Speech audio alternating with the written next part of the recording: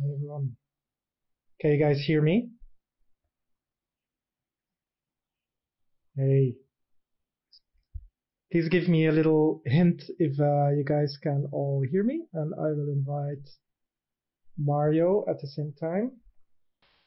Hope everyone is very good. You can post like a little flag so we know which country you're coming from. That would be great to see. I'm sitting in London, and Mario is actually sitting around the corner of my place in London. Just waiting for him. There we are. Can you see me? Hi Mario. It worked. Very happy. How are you? I've been on Zoom since 9 a.m. this morning. As everyone, the new normal. So I will do big change now on Instagram. Exactly, like that's good for a change. I will stop the comment section now, so Mario's head is not covered by comments. Everyone who's watching, you can post questions for me and Mario in the question box at the bottom of the screen, and then we'll try to pick up on some of these. And I would like to start the conversation, first of all, by thanking Hamid and Parametric Architecture Platform for hosting this talk.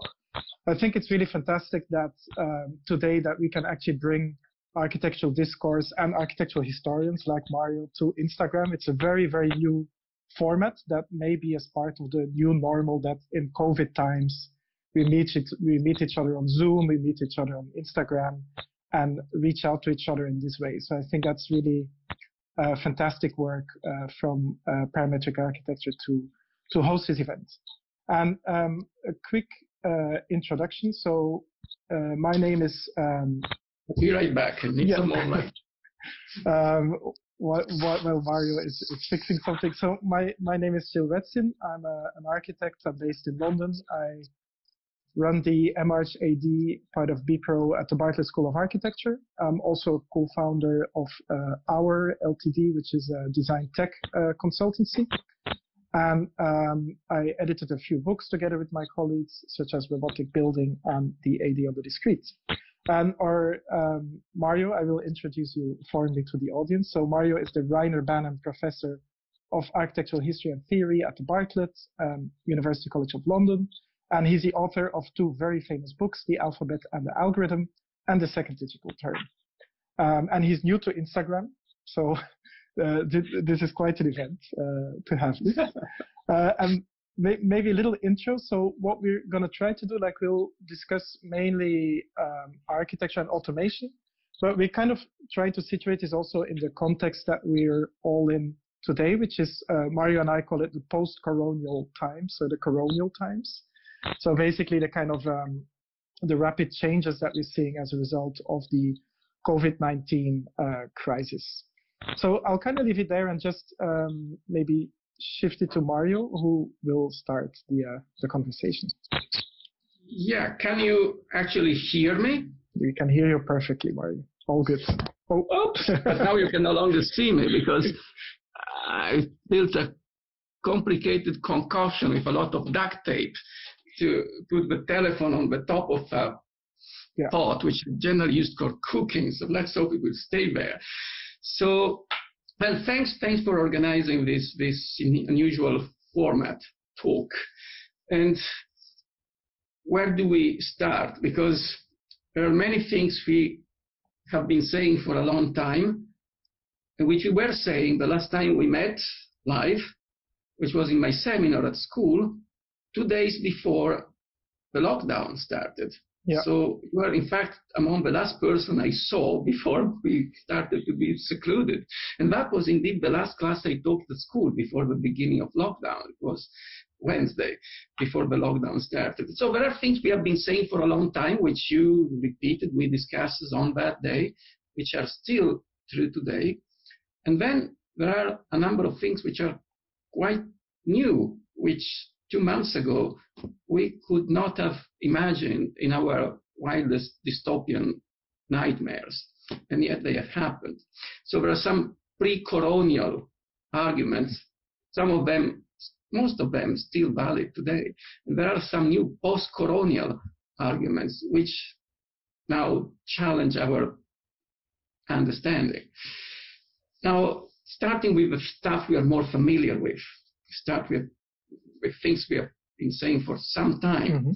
You know, the digital turn has been going on for some time, and it has already gone through many steps and different phases. And as we all know, and that's something we have discussed so many times, at the beginning, in the 90s, we, the design community, we discovered digital mass customization. We discovered the possibility of use a new technical logic, which is quite unlike anything we have ever known. The possibility of mass producing items which are all different. A complete reversal of the technical logic of the industrial age and of the industrial revolution.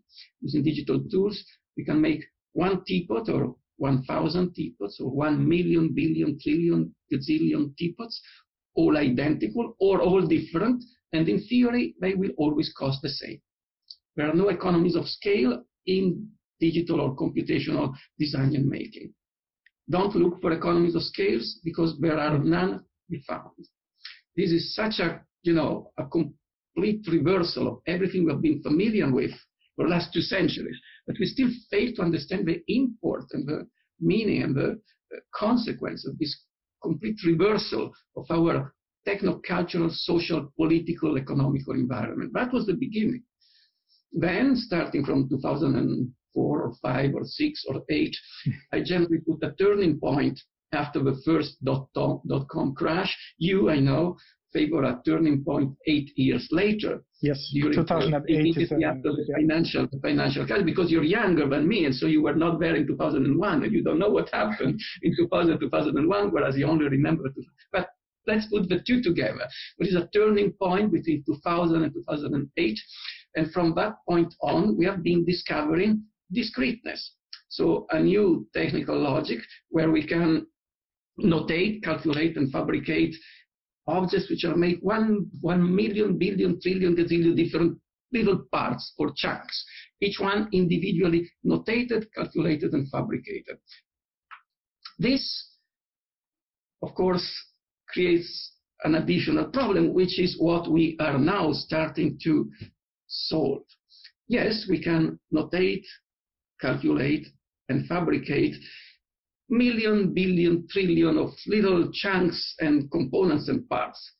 But how do we put them together? How do we assemble them?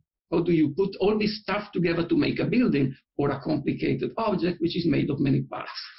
Now, traditional architectural way of doing that is you don't tell it, you don't show it.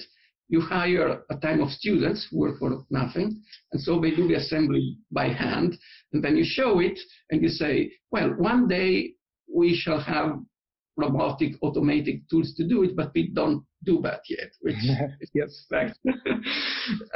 Of course, scaling up is the problem. We can use unpaid architectural interns to make up pavilions to show it at the summer show of our schools. You cannot build a real house in that way. You cannot build a skyscraper in that way. So to scale up, we need to scale up our technological implementations. We need what we now have, robotic automated assembly. That's the only way of putting together so many chunks, so many parts into a big building. And that's what we are just now trying to discover and to conceptualize, because strange as it may seem, industrial robots have been around for 50 years, almost even 60 years. But until now, they were tasked to do very stupid tasks. They were tasked to repeat the same gesture from sunrise to sunset, around the clock. And now we know that if we put only a little bit of intelligence in these robots, there is no limit to the amount of stuff they can do. The sky is the limit if we start to treat robotic assembly as an intelligent operation, not a repetitive operation. And if robots can really work that way in an environment like building, where we deal with uncontrollable, random, different, heteroclitical stuff, then this is really something which has the potential to change the way we deliver building, because it's easy to use robots in a factory. It's a perfectly controlled environment. They can repeat the same operation sunrise to sunset. In a building site, you cannot do that because we deal with stuff which is always different, which is random, where things happen. So we need intelligent robots to build, way more intelligent than you need in a factory to make a car. Making a building demands so much more invention and improvisation and intuition and fixing, But so this is what's happening now. This is, I think, the interesting phase of discovery. We have only just started. Yeah. And of course, if we made things by chunks, now things which are made by chunks are bound to look chunky. No matter how, robots can work around that, but things which are made by many chunks are going to show like as if they're going to look like they are chunks. This is a significant change if you think of how digital design used to look like. It used to look smooth and polished, and now it doesn't. It looks rough and chunky. And chunkiness or roughness, what I call computational brutalism, are things which is rough and chunky. It has a different symbolic value. Because if you think of it, and I mean, this is a very banal argument, not something I would write in a book, but something we made. It's good for Instagram, like you can say it on Instagram. Something we could discuss if we're sitting at a coffee table, which we cannot do right now. But, things which look smooth, looks charming and, friendly. It gives an idea of acquiescence. It tells people that you're happy, you're at peace with the world, everything is fine. And now things that look chunky and disjointed and laborious and rough has an embedded aggressiveness, an inherent, how can I say, oppositional character. It's like a sort of embedded resistance, no? It's something which tells the world, but something which is very chunky. It's like if you want to tell the world, but you want to punch someone on his nose. You're fired up. You're angry against something. You want to change something. It is a sign of the fact that you're fired up and ready to fight. It has an inherent aggressiveness in it. Smooth curviness doesn't have, because curves are meant to be frictionless. It's streamlined. It's about speed and velocity. It's about avoiding turbulence because it's streamlining. Roughness is about emphasizing turbulence and taking up a position to fight against it. And this is not a coincidence, because for the last 10 years or so, many young designers like you have decided that computation must have a political stance. It must tackle issue of economics, costs, labor, and the environment, stuff which in the 90s, digital designers did not consider. We, as we've been saying, we do not need today some object-oriented ontology. We need some socially oriented computing. We need to show that computation, automation, robotics, computer-aided design and fabricated delivery works for the many, not for the few. This is, the last words with which we could have ended the seminar 2 months ago. Now, I mean, it's a brilliant summary, I think, for the audience to the debate. And now, of course, now we ended 2 months ago, just at the end of the seminar. Now we are 2 months down the corona crisis, and we've been at home at 2 months. The world has rapidly changed around us. So then the interesting thing is, how do you see that kind of, let's say, this attempt to combine the digital with a kind of more being aware of social and political concerns? How, do you think that's getting reinforced in a way now by what we are seeing developing around us? Well, more than reinforced. In many cases, our long-standing argument has been vindicated well beyond what we would expect we would see within our lifetime, in a sense. There has been an acceleration of social technical change, which has brought about change at an hyper-accelerated speed, as it often happens in times of war, of emergency. Technological change is accelerated because it's a matter of survival. And so we have accepted during the lockdown things that in normal conditions would have taken 1 generation for us to get used to. But there is one class which I generally teach to my undergraduate, and I was actually teaching one. I started in February to my French undergraduate students, and we started in the classroom not knowing how we would end the classroom, which we are now doing online, evidently. But a class which is titled Ways of Making, and it's an argument I'm teaching for some time. And in my general view of the history of technology across centuries and millennium, I argue that there is hand making at the beginning, then mechanical machine making with the Industrial Revolution, and digital making, which is what we are doing now. And making is craft, what artisans do. Mechanical machine making is the word of the Anthropocene. It is the factory, mass production, economy of scale, standardization, global transportation of mass-produced items and goods in the pursuit of economies of scale. Yeah. And now we know that the digital and computation doesn't work that way because there are no economies of scale. So a little fab lab at the corner of the street can make a teapot at the same cost per teapot as a huge factory, which is building 1 million teapots per day and then shipping the teapots around the world by planes. So hand making, craft, mechanical machine making, factories, digital making, the computational fabrication lab. And my argument was computation is the future. It's going to happen. Now, have a look at what we have been doing for the last 2 months. How did we survive for those like you and me, but so far we're still here. What kept us alive?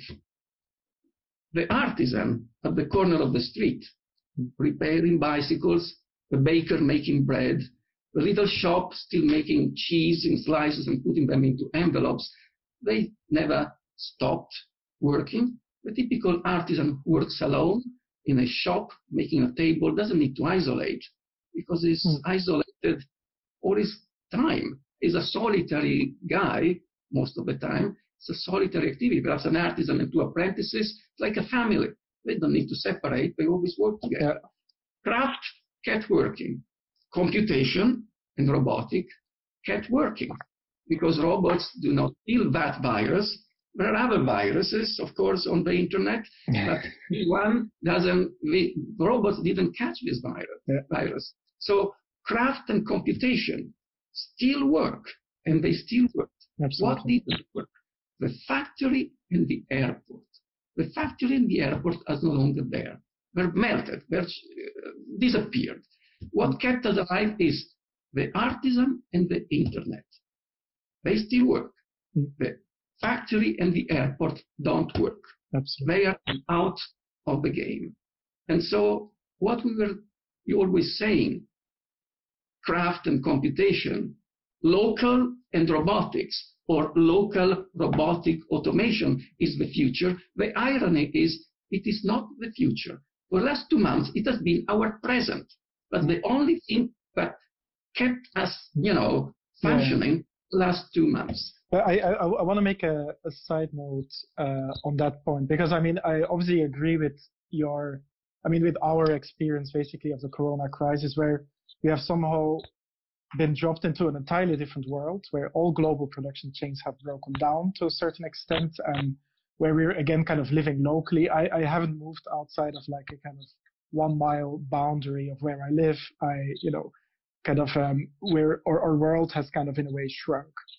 And everything, it's in a way we have arrived, you could say, also in a kind of perhaps a more primitive world where the bicycle replaces the airplane, the homemade bread replaces the factory-made bread. And a lot of these kind of things that we knew from a globalized, hyper-modernist world of kind of big factory production that has all kind of broken down. So it's true that we have arrived in a kind of, our future has in a way been accelerated, and we've arrived in a world where local distributed production is incredibly valuable, and it's even kind of a matter of survival in some cases. But the kind of, when we're talking, of course, about automation and about local digital production, it's important to also understand that this has specific economic and political consequences. And you know my argument there, but I will repeat it, of course, for the sake of the conversation. So, but the audience doesn't, so you're welcome to repeat it. So the story goes, and it's a beautiful story, that in an age of digital production, that we could all become our own kind of artisanal makers, and we would all kind of, in a very democratic way, distribute our goods and trade with each other and manufacture objects locally in our families, etc. Now, the reality is that when we look at how the digital economy has unfolded after 2008, and I think that's also where, again, I make this kind of mark that this happened after 2008. Before 2008, I would say that the digital economy was still kind of indebted to this dot-com crisis. It was basically websites. It was not yet on the smartphone. In fact, in 2008, there was not yet a smartphone. It only happened after 2008, which is, again, important to make this rupture. So and after 2008, then we get this kind of, the social media platforms and other kinds of platforms. And that is when suddenly the economic model that the digital economy chooses moves towards the platform. And Nick Cernicek has described the platform as basically that you have a lot of people who are producers. So you could think about it as an Instagram. Someone has an Instagram page, an influencer, someone selling objects. But of course, these local producers cannot actually sell their goods if they don't have a marketplace to trade them. And this marketplace then forms a platform.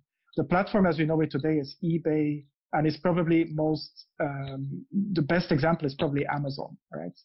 And what we actually see is that these platforms are incredibly opaque and centralized and often quite like evil forms of companies, right? You have Uber, who is a platform for cars where drivers get underpaid. Uber does not need to produce any of the services. They are just a platform. Airbnb is the platform for holiday rentals. And then Amazon is kind of the kind of omnipresent platform for everything that we sell and consume, especially now in this COVID-19 scenario.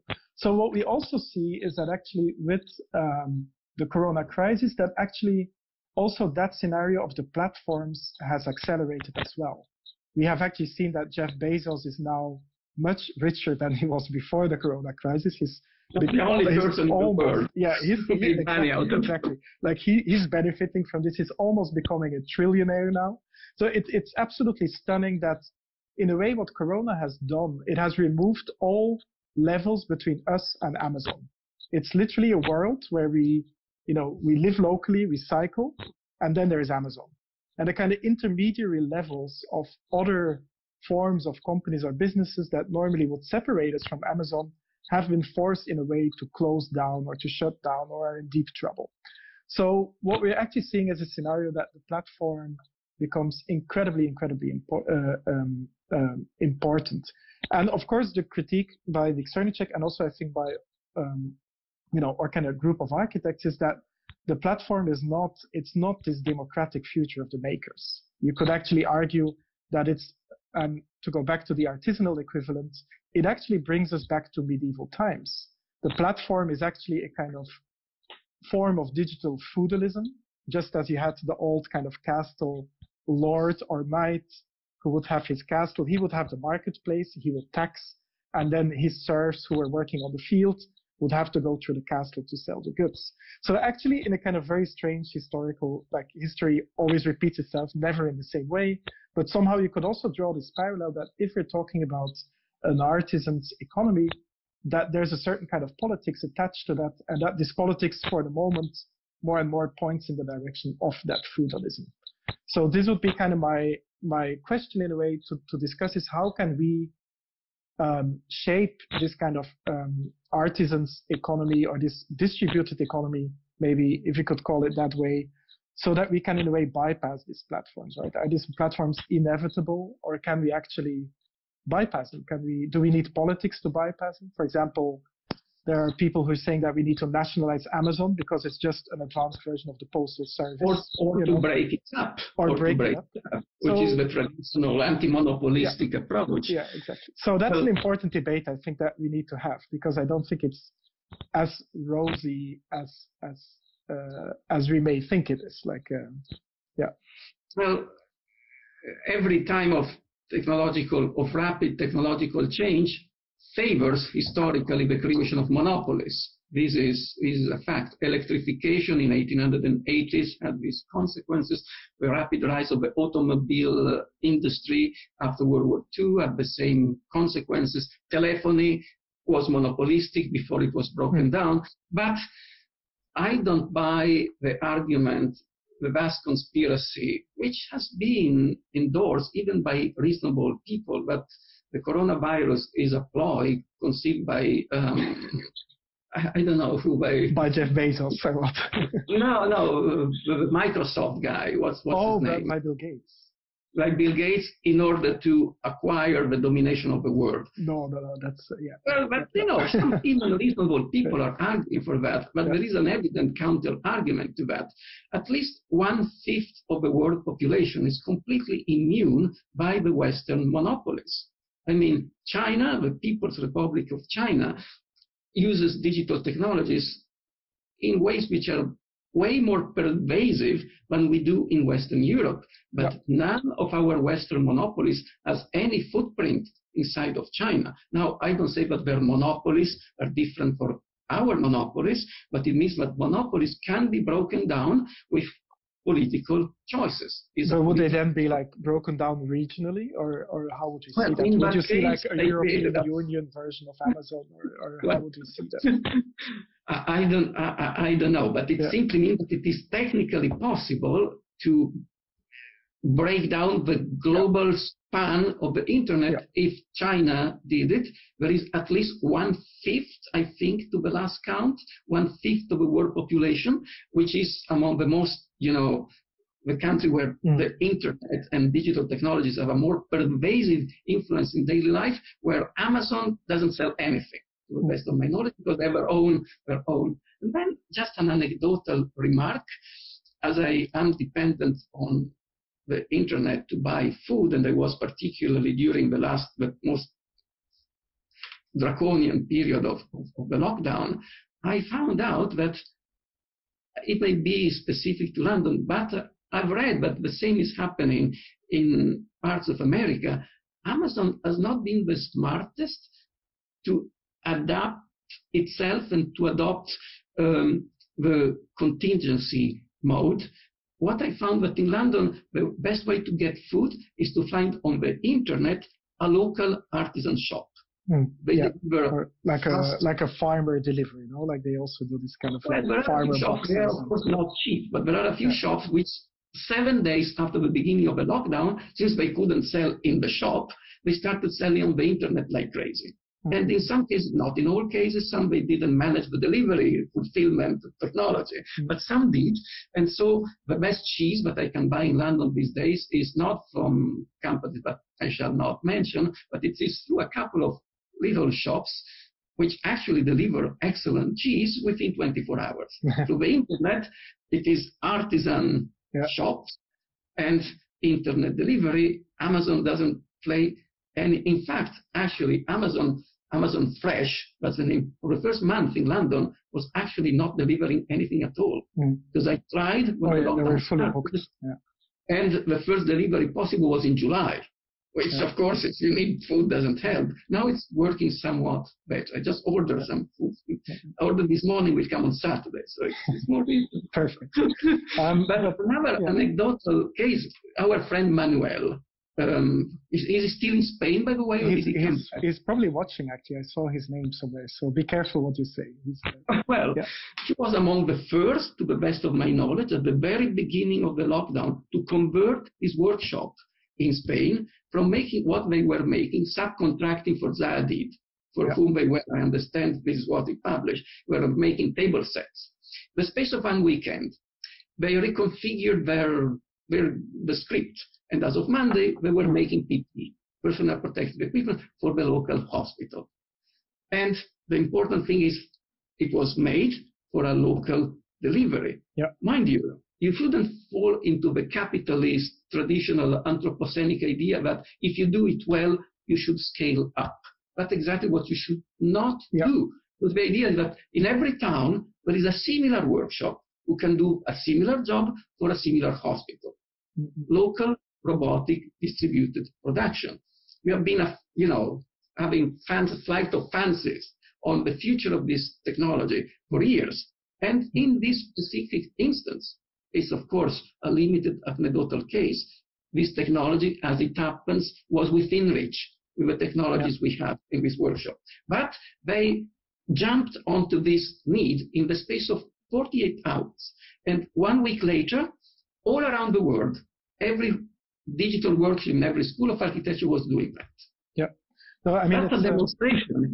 Like that's of course like a great demonstration of the ability of robotic workshops to establish also like flexible production chains, because a robot doesn't really care what it prints. It could print one thing one day and another thing another day. Like that's the kind of the great story in a way of the embedded resilience of robotic manufacturing versus traditional modernist very long production chains.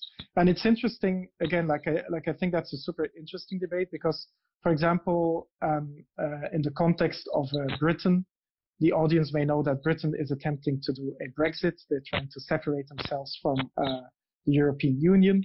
And in doing that, they will actually lose all their cheap labor, the people from certain parts of Europe who would come over to help harvest, for example, or to do to basically do jobs that are too low paid for locals in a way. And as part of their Brexit strategy, the British government already also proposed, which is interesting and strange and a bit perverse, but they already also proposed to invest in increased automation, because they were saying we can replace this cheap labor with robots, and in that way we become independent of our production chains with mainland Europe. And again, that also has been accelerated by the Corona crisis, where suddenly all of that cheap labor could not come to pick the tomatoes and the strawberries that they produce in Britain, and they actually had to come up with, or let it rot or come up with other solutions. So automation is true that it has a kind of a deep geopolitical meaning as well, like the fact that we are seeing a kind of a decoupling of economies through automation. And it's interesting that people such as Chris Anderson from Wired magazine, he actually deliberately always wrote that the Fab Lab and DIY culture, he always positioned that actually as a kind of antithesis to what he said was like communist country manufacturing, meaning China. Like he always saw 3D printing and digital fabrication as a way to sabotage China and get back jobs to the United States, to again kind of show how there is, geopolitical kind of consequences to those ideas of manufacturing. Robotic labor costs the same in Zurich as in Mongolia. Yeah, because so there is no need to delocalize robotic labor. A robot downstairs here will cost more or less, not exactly, but more or less the same as if the same robot were in a remote, low labor cost location. But by the way, it is not indispensable to have Brexit to understand that automation is a solution to some problems. The European Union is doing the same on the other side of the border. In fact, the best way to speed up automation is not to disrupt migration circulation. It is just a good, sound policy of high salaries. Pay workers well, like Switzerland does, or Austria does, or Germany. Germany. Because like one of the, it's a rule also of automation. Like automation, the only reason why not everything is automated today is because you can still offset the investment cost of a robot in cheap labor.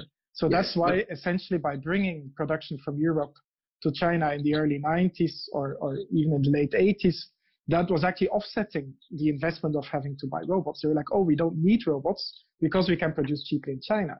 And what you're seeing now that the cost of labor in China goes up, production moves into a series of other countries. So now it's moving into Bangladesh, into Vietnam, and then at some point there will be no countries left, and we will have to automate, right? So it's basically like a kind of a cost calculation. Like if the action is too expensive to automate, you don't automate it. For example, that's why in the Amazon warehouse, still a lot of labor is manual. It's not because they want to employ people, but because it's still cheap enough and too expensive to automate this amount of access, right? The big leap forward of industrial robotics, they were invented in America in the early 60s, but the generalized adoption in the European car manufacturing industry was after 68. Not only because in 68 the workers proved that they would strike ad infinitum if necessary, so the managers started to think, well, perhaps robots will not strike that much, but significantly, salaries of blue-collar workers in the automobile industry between 68 and 69 in most European countries skyrocketed. So it made sense for the capitalists to replace expensive workers with cheaper robots. If they had kept the salaries as low as they were before 1968, they would never have had any incentive to automate.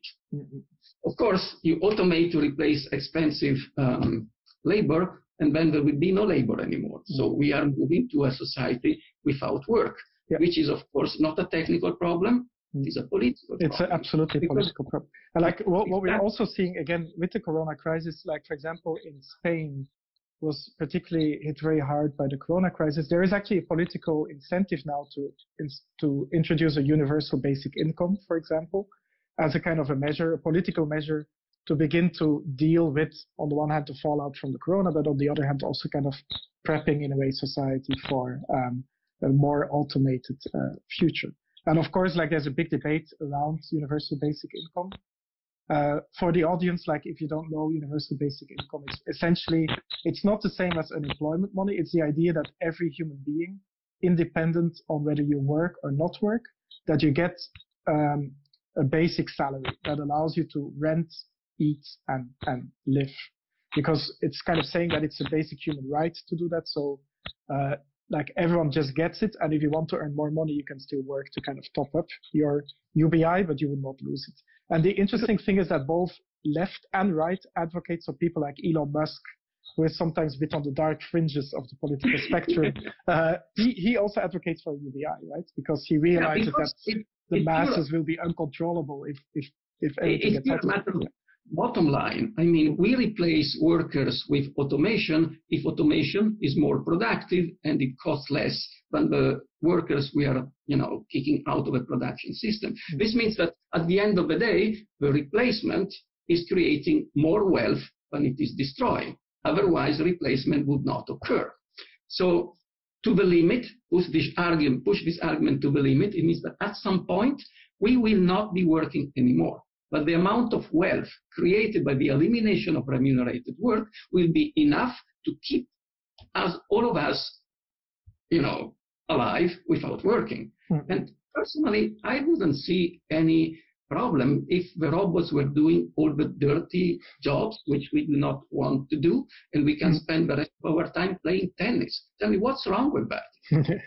I don't see any ideological, practical, ethical, moral problem. I mean, it's been all the miners are replaced by robots, and people working in coal mines today, tomorrow they can go to the beach and play volleyball. I mean, it was a dream of Keynes, and it was a communist dream. I mean, it's kind of, you could say it's kind of a logical endpoint of both capitalism and communism would end up kind of perhaps robots means etymologically slave labor. Yeah, serfs. So if the robots can do all those dirty jobs, what's the problem? So long as the excess of wealth, which is created by the elimination of remunerated human work, is evenly distributed. Which is why the question of the platforms is so important, right? Because currently, in the current model where automation is going, obviously the wealth is not kind of evenly distributed, but it's piling up in the platform. And society at some point will boil and we will blow up at some point. Blow up the platforms. Maybe to shift the conversation a bit towards kind of architectural implementation. So now that we're talking about the corona crisis, we're all living locally. our carbon footprint has dropped incredibly. I mean, personally, my carbon footprint and also your carbon footprint has been zero. Like I used to fly almost every week or every 2 weeks. I used to fly somewhere in the world, but that's I've been completely homebound. So generally, we could argue that we kind of like started to live locally in a kind of decarbonized world. And the question is like, what you hear a lot is that that actually density, the big cities, that in a way that they have become redundant, and that they also have become dangerous, because essentially big cities are full of people. These people can infect you with corona, so they're not as healthy as the countryside. And by the way, now we can live in the countryside because we're all connected over Instagram and Zoom anyway. So in a funny way, coinciding with when Kool has his show on the countryside, which also opened, I believe, 2 days before the corona crisis. So no one has seen it. It was a big, in a way, a very I know someone who saw it at the open. Okay. So no one has seen that show, but that show was meant to tell us that the countryside is important again. So in an ironic way, you could say that, right? You could say, well, if we are producing locally, if we are producing in a distributed way, if life becomes to a certain extent artisanal again, and if life becomes primitive and chunky, why would we live in a city? Like, is this actually, a kind of, if we reverse to pre-modern times, do we reverse, back so far as before the Renaissance city, and we go kind of back to kind of more, medieval kind of scenario of like small hamlets and villages and a few like leftovers of cities here and there? Or is the city actually still a kind of a project for architects? And I think that's a super controversial question, right? Because, like architecture has really been in the modern project entirely based on the idea of density and on the idea of the city. And now the question is like, is that actually, do we need to reinvigorate the countryside with Well, I think we must make a difference between some knee-jerk reactions, which are extreme during the epidemics, and which, in my opinion, will abate when the epidemic, at some point, all epidemics at some point will. Are you still there? You froze. Oh. No, you're still there. No, I'm still there. I was checking some questions from the audience, trying to pick out the question. Yeah. So there are things which I think, after the immediate reaction of the emergency, will revert more or less to their natural course, and things which will not. For example, we have learned during confinement that electronic communications do work, and they can replace some form of teaching, not all forms of teaching, but in some cases they are effective, and they can certainly replace a lot of office work. Yeah. From my windows, and perhaps even from yours, we can see the skyscrapers of the City of London, which in the evening are still glowing in full light. All the lights are on. Sometimes I walk around and they are all ported. There are doormen in the lobby, and the lobby is kept clean. Yeah. But for the last 2 months, not a single person has been doing any work in any of those buildings. And yet, the stock exchange is open. Transactions happen. The financial markets never froze up. So when these banks go back to business, they will have to reassess the fact that most of the capital they invest in those offices, they can do without, not the capital, the offices. So some reduction of the footprint of the volumes we build for activities which we do no longer need to make in some physical spaces, what in the 90s we used to call de-spatialization, the migration from physical space to cyberspace, as we call it 25 years ago. This is a revenge of cyberspace. Cyberspace, in some cases, work. It is cost effective. Yeah. The waste of having all these skyscrapers, which in the best case scenario are populated 35 hours per week, and not every week of the year. The rest of the time, it is frozen capital, which is there doing nothing. That applies to many university campuses. A lot of real estate, which is used, 6 months a year, 7 months a year, and the rest of the time, it is there populated by rats. I know some schools, but populated by rats. For example, we will not name which schools. No name. But it's Do you imagine when we... what's happening in some buildings during the lockdown. Oh, no, it will be it's a rat zoo, would happen. probably. When we come back, we shall need a cat in every classroom. It's also interesting that in a way this also goes back to kind of pre-modern primitivism, right? Because in pre-modern times there was no separation of work and live and entertainment. Everyone would work in their home. And in one way, what we're doing now is, I mean, we're playing Little University right now. We're doing a seminar, technically, from the living room for an audience that is spread all over the world. We just checked there were people from India to the Middle East to South America. There's people from all over the world just kind of, tuning into this seminar from their phone.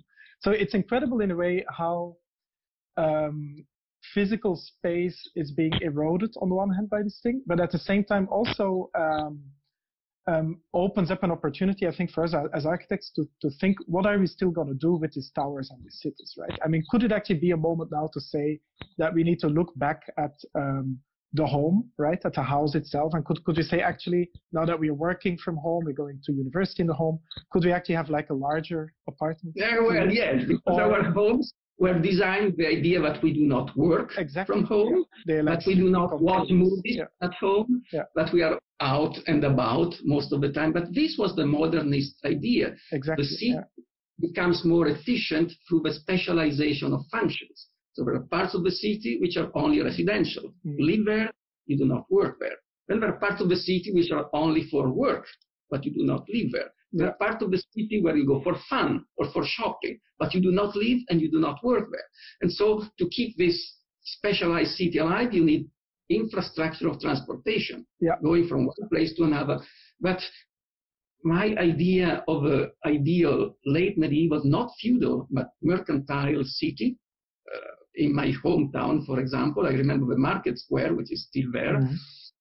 And of the market square, every house was the house of a merchant or an artisan with a warehouse in the basement, a shop on the ground floor, a workshop behind it, his own residence on the first floor, and his apprentices lived in the second floor in the attic. The entire production, commerce, stock of warehousing, bookkeeping, retail, it all happened under the same roof. And for many centuries, one city which still embodies, think of Venice, think of Amsterdam, they still keep that configuration. More famous, my hometown, which is basically the same structure. People know Venice and Amsterdam better. And but it's interesting, though, that like in a way, like you could always say that, or that's something that I learned in university. My professor told me back then. He said like, my history professor back in Belgium said that that architecture when I was studying was shit, which is like the 2000s, beginning of the 2000s, was like architecture today is shit because the economy is good. He's saying the best architecture happens during crisis, because if there's a crisis, then architects have nothing to do. They sit at home, they finally read a book, and then they do something meaningful. And then he says, as soon as the economy accelerates, then the architecture quality kind of radically drops, and everyone builds and builds and builds stuff, and it kind of ends up in a big mess. So in one way, you could say that, yes, that maybe this kind of moments of crisis, for example, I mean, or kind of the work that we call the discrete, essentially also emerged as a reaction to a crisis, right? It was 2008. There was a new kind of, we all graduated, there were not a lot of jobs, we had a bit of time on our hands, and it was also a moment where we reacted in a way to a new political and social landscape that we could kind of, that forced us to redefine in a way a series of questions. So similarly, maybe now, I mean, now probably even more, there's a moment to kind of rethink a lot of ways of how we practice architecture, how we educate, and also really kind of, I think, core architectural things, which is like how we live, right? This question of housing, for example. And it's also worth, I mean, noting in this context that, for example, what in my opinion is the most radical architecture model ever, the Corbusier's Maison Domino. That was designed in 1916 during the Spanish flu, the major pandemic. 14, right? So during the pandemic, and it was designed as a reaction to the First World War, and also to hygiene, right? So the idea of hygienic housing in a way for large groups of people who had been kind of affected by this crisis. I've been thinking about that, and I didn't have the time to double check my sources. So if someone among the listeners is a Le Corbusier expert and can do a quick search on the text to double check it, just an intuition. Le Corbusier's shapes and forms and invention of the 20s are frequently referred to the heliotherapy of tuberculosis.